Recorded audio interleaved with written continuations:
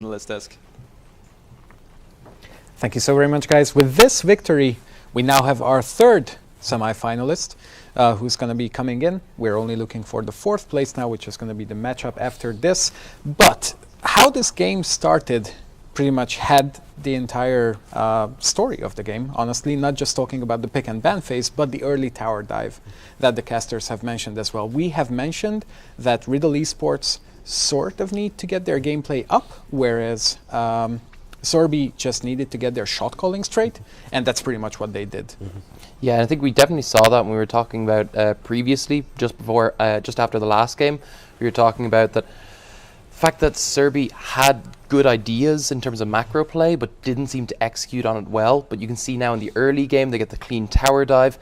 They lose a little bit after that. It comes about 10-10 in kills really unnecessarily due to this long stay in the top lane.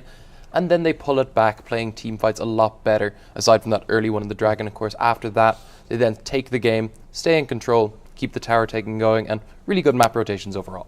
But this all started with the pick and ban phase, which was a bit different from how it went down in the first game. Yeah, we were kind of looking at it saying, you've picked up the Graves yourself. You're going into that second ban phase. There's no reason why you can't ban out more junglers and just secure yourself a super strong jungler and take away everything from Riddle. Yeah, and I think we were really confused in that second ban phase. We were looking at, okay, take away all the junglers. You've got the Graves, Elisa's banned, take away Lee and Rengar, and there's no junglers left. And they then don't do that on the side of Sorby, which confused us. Mm-hmm. And then Riddle don't pick either of those two junglers, which confused us more. They picked up the Gragas, and as we saw, it really wasn't impactful at any point of the game. Really struggled, was really squishy because it couldn't get items together or farm, and just the whole game fell apart. The explosive casks were actually on point in the early to mid fights, throwing one or two key members of the enemy team back, but that's pretty much all the impact Gragas had. Yeah, and that was kind of the thing. These were picks onto Ling. But I was kind of saying I would have loved to see an Ivern pick in this one. It would have had a very similar style, which is catching out people who go too far forward. But it gives you the shields for the two guys who are going in. That Renekton and the Ahri were just not sturdy enough when they went in. They were getting blown up time and time again. If you got an Ivern in that situation, there's a lot more you can do.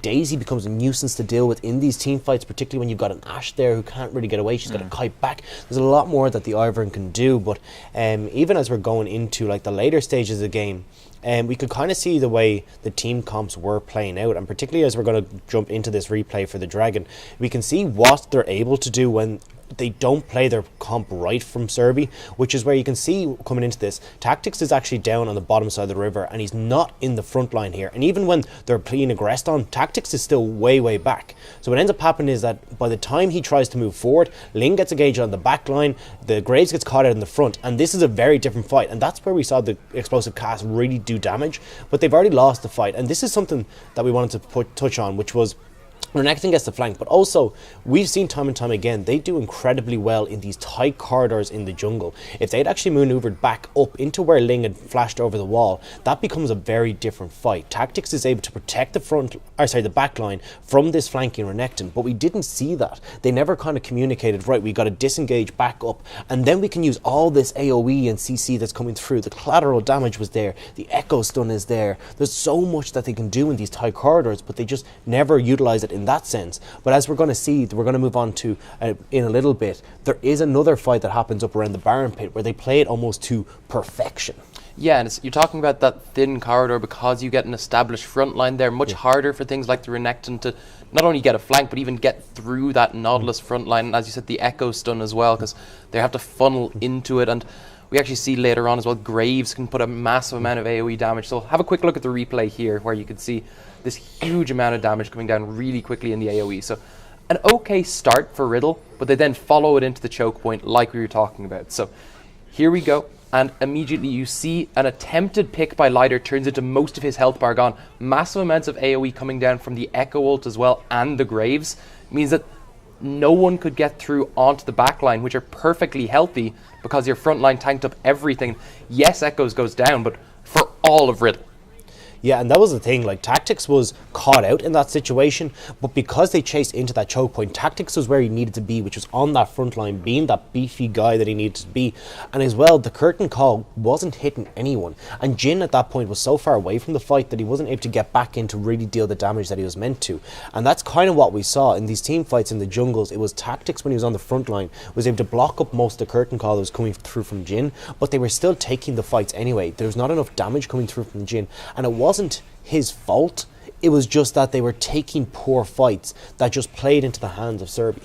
And also, if you compare these specific two team fights, we can also see the great difference between how the Echo actually uses the ultimate. Because in the first fight, he was full health. He used it purely to actually deal damage, and then immediately goes down afterwards when the stun goes a bit sideways in a way. But in the second team fight, not only does he deal damage to 2 of the enemy members, but also recovers about 60% of his health just from using the ultimate, and that just kept him in the fight, making sure everybody else goes down.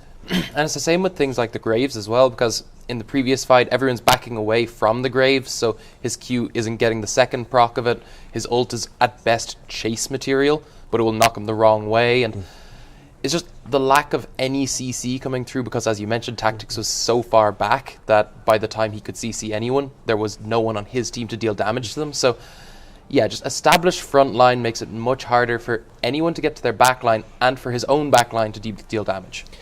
But also, it was Riddle wandering into these weird spots as well, because we saw it at the back of Baron Pit, up on that red side, at the red pit. They were just wandering through the enemy jungle, and then it was the rest of Serbia were just corralling them up towards their own, like away from their own base. So it ended up being that they were caught on the bad side of town, and then that's where we saw the Echo play coming through, where he dived in, got the slow, got a lot of, and then ult back out. But it meant that they had the time to then take these fights. So really questionable positioning, not even by one person on Riddle. The entire team at points was just so far out of position. There's no reason to be there. Yeah, I think you gotta say some of this has to come down to some level of tilt, especially we're looking at, if you look even at the very start of the game, about 4.5 minute mark at the bot lane dive, really good 4-man macro roam down from Serbia. And after the bot lane dies, Renekton decides, not only will I start TPing, I'll now complete that TP to try 1v4. Yeah, that was interesting. Yeah. And talk about the positioning as well, just in terms of what champions these teams were featuring. In the previous game, we have seen Nautilus being somewhat affected, but what needed to happen for that is both the Ahri and the Ezreal to either Arcane Shift or Spirit Rush towards the enemy team. Now, this time around, there's a Jhin on the enemy team, so as soon as Nautilus just ults the Jhin, you know he's going to be going down as soon as it lands. And just kind of speaking on the champion picks there, I was very impressed in Raxon throughout this series. This was a guy that we had picked as a control mage player. The Talia was there, and suddenly he's bringing out this Ahri and Echo, and really high performance coming out of him. He dealt like massive amount of damage, but also that he was playing super well with his team. There was a lot of roaming about. His charms were on point in that first game. You said it, charming, but it's just he was playing so well on these champs that we weren't expecting from him. So it's really nice to see that he's got these two very different styles, but both can be super successful. Yeah, you see most damage on his team by a decent margin as well. But something to touch on as well, sorry, that's the other mid laner, because we were talking about Lider. What I was actually going to mention is the fact that when you pick this more assassin-oriented style, you actually push Lider away from some of the champions he might want to pick up. Ahri is like the only assassin he can pick up in those style of matchups and still do well on. He was forced away onto the Vlad to try counter the Ahri, which went well in later team fights, but meant, as you mentioned in the last after the last game, that he just lacked some of the early game pressure. And in this game, on the Ahri against the Echo, wasn't really getting that much lane pressure either, and then couldn't really follow up with team fights because Echo Graves just burst him out. Yeah, I think that was just kind of the story of it. There was no get going pretty much from Riddle Esports. The bottom lane was just a disaster.